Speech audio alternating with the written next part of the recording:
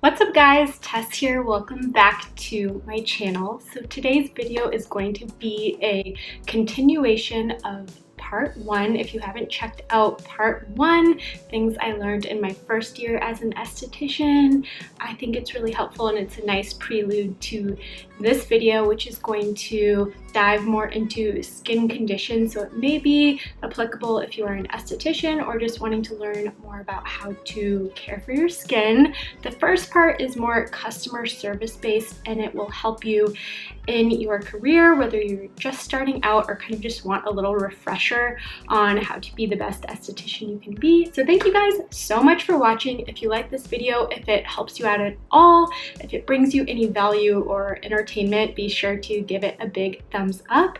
Don't forget to subscribe and let's just get into the video.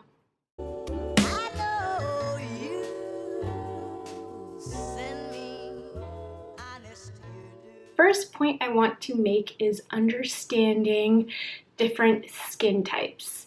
Skin types can range from normal to oily to dry to sensitive, and there's a few different subcategories in between, but understanding what type of client you are working on will really help you tailor and customize what you're doing in the treatment room so as to give them the best benefit. The biggest tip I can give here is to kind of err on the side of caution. And especially when you're using things like peels or you may be doing extractions, this is super important. For example, if you are kind of seeing somebody for the first time and your treatment tends to include a little like chemical peel, I always say kind of ease into it. That's, I think, the way you get the best results with peels. Always err on the shorter time frame when you are applying the peel, and I like to kind of assume that the treatment I'm going to be doing on them is kind of, an initial easing them into a series. And I don't like to go heavy-handed with things like glycolic, even lactic, people can be sensitive to. So just erring on the side of caution, I think, will save you in the long run.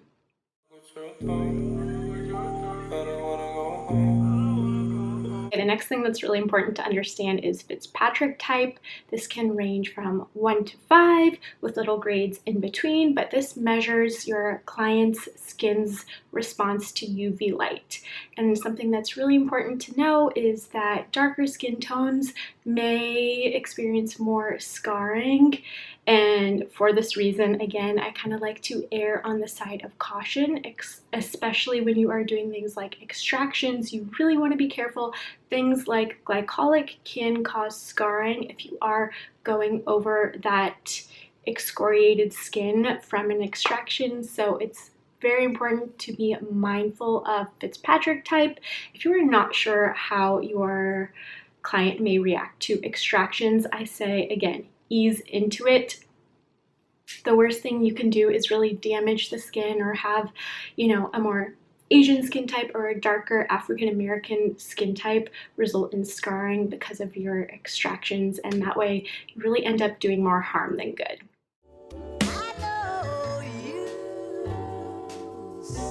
Another big thing you will see with clients is a lot of people claim to be sensitive and they will say, I have really sensitive skin.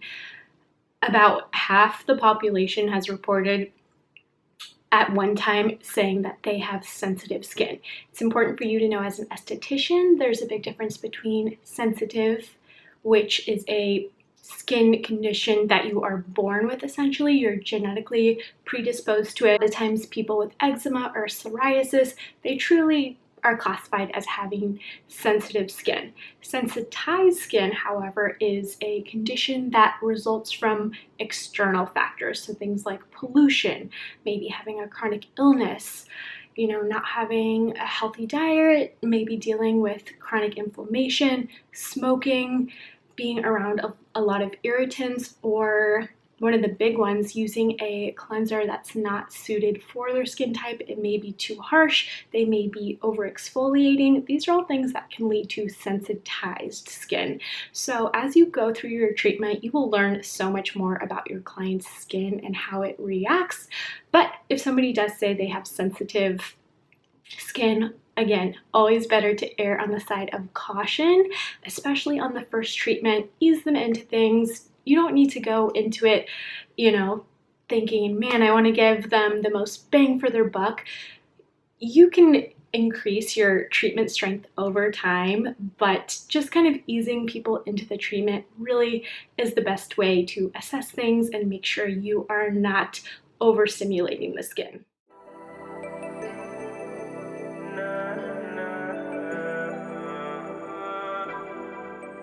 Going along with the point of overstimulating the skin, I think it's really important for estheticians to know that a lot of people may have a bit of purging following a treatment. So something that's really important for you to do as the esthetician, and I've learned this with time, is to always set the expectation from the beginning, and you almost want to overwarn them. So, you know, I like to always let my clients know, you know, it's normal to have a bit of purging or detoxing after a facial, especially if somebody's never used professional grade products. Maybe they've never had a facial, maybe they don't do much facial massage. And if they're going into a treatment and you're giving them facial massage, cleansing, exfoliation, a chemical peel, extractions, they can definitely have a bit of a reaction, and it's not a bad thing. Usually it's a good thing. It's purging, detoxing, and the skin is releasing toxins that were ready and under the surface, kind of waiting to be released. So I think just let them know from the beginning that they may have a bit of a detox process, and it's just part of the process. So something I like to do is, and this is our policy at DermaPlus, we always let people know they can come in within that week if they do have a bit of a purge, come in for a little bit of high frequency, and that allows us to kill any bacteria or lingering infection in the skin and ends up making them happier, which is always the goal.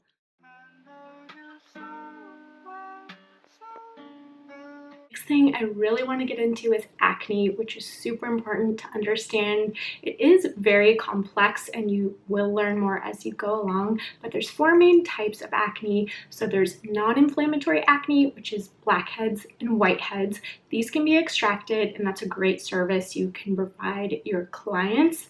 And then there's also inflammatory acne. So this tends to have a red base, and these are your papules and your pustules.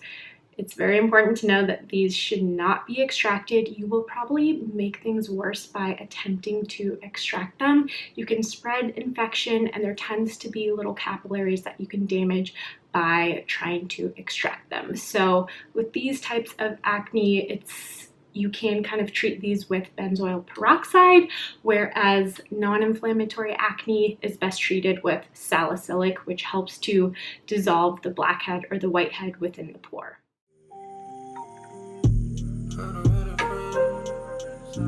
And the last thing I want to touch on, since I know I mentioned in my last video, was the importance of retail and sales. So sales are super important, and it's very easy to kind of get excited by your sales when you're first starting out as an esthetician. I know I really enjoy it, and I enjoy those clients who, you know, get really excited about starting a new routine. You feel like they're on board, and it's really easy to kind of sell them a whole, you know, thing, and that can be 6 or 7 products.